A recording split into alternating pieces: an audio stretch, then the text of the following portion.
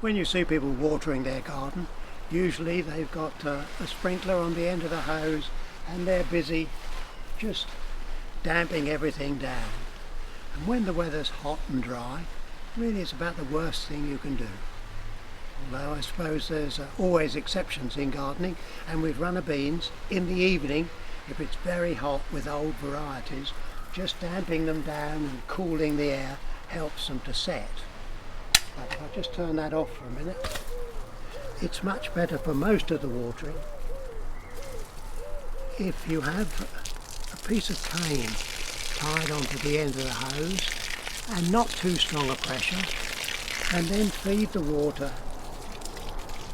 right down where it's wanted, so it sinks really deep in around the roots. That's where you need it. And don't be afraid if the weather is very dry to give them a good watering and then to water again. Here you can see the benefits of sowing in succession.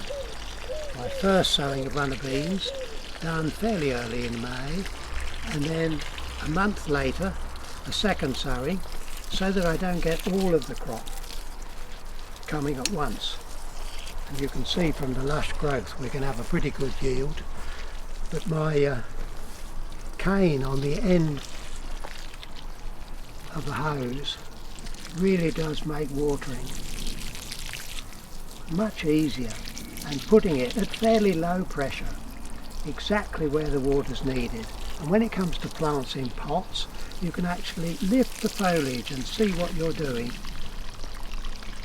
as you place the water exactly where it needs to be. Watering made easy.